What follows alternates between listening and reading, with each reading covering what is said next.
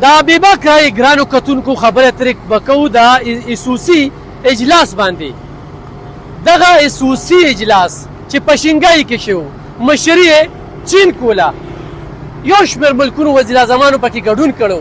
بیا په هغې کې د وزیر اعظم پاکستان شهباز شریف هغه والخانه استقبال هغه هم د ستاینې دي او په دې کې د ترهګرۍ په ضد باندې څه خبرې شوي دي. نو دلته کې به د پښتونخوا د خلکو سره خبرې ترې کوو چې هغوی په دې هکله څه وایي، زموږ سره اوسئ. کوم ایسیو چې کوم اجلاس شوی دی او کوم میټینګ راغوښتی شوی و په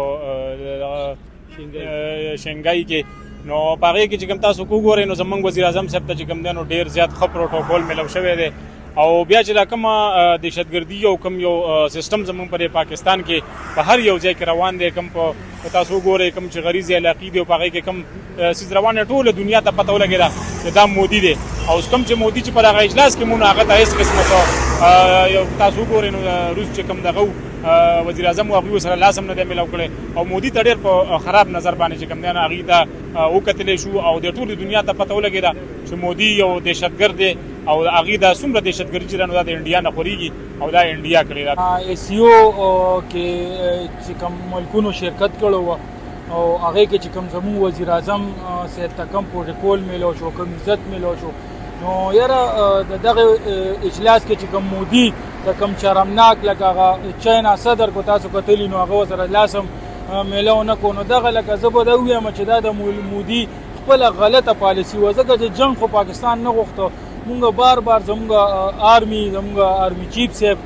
ورته دا وینا کوله چې یاره مونږ امن غواړو، مونږ امن پسند خلک یو، مونږ جنګ نه غواړو. و هغوی بیا هم همدغه مودي دغه کول، دلته به کله یو الزام لګو کله به بل الزام لګو او د دغه باوجود هغوی حمله وکړو، زموږ بېګناه خلک چې کوم دي هغوی مړه کړل. ښه په دغه کې چې دهشتګردۍ خلاف کومې د بیلې چې کوم د بلوچستان د هغې په ضد دغه خبرې شوي دي، نو دې ته په کوم نظر ګورو؟ بالکل دغه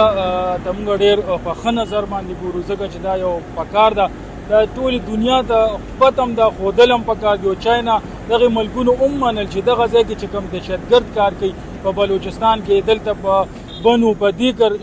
ښارونو کې چې کوم دهشتګرد کار کوي نو دې سرپرستي چې کومه ده انډیا او مودي چې کوم دی د هغه خلک کوي. کتونکو تاسو دغه خلکو خبرې ترې واورېدې. خصوصي اجلاس ته په دې باندې په ښه نظر ګوري چې دغه ځای کې د دهشتګردۍ په ضد باندې چې ټولې دنیا ته دا ثابته شوه چې انډیا یو دهشتګرد مل دی، د پاکستان فوج ورته زبردست ماتې ورکړې دي. دغه ماتې د وخت ضرورت و چې د دوی دا غرور تکبر یې د خاورو سره خاورې که ورسره په بلوچستان کې چې دې وخت کې کوم بیلې تنظیم دی، دهشتګرد تنظیم دی، یا په پښتونخوا کې د هغوی جنټان دي، نو دا انډیا چې کوم دی نو سپانسر کوي او په دغه خصوصي اجلاس کې چې کوم دی نو دا ټولې خبرې مخې ته راغلې چې پکې مودي شرمنده و، بیا پې چا سلام هم نه اچو. او د چین وزیر اعظم چې کوم والخانه استقبال د وزیر اعظم پاکستان کړی دی، نو دا د هغه آرمي چیف صاحب د هغه بهترین حکمت عملۍ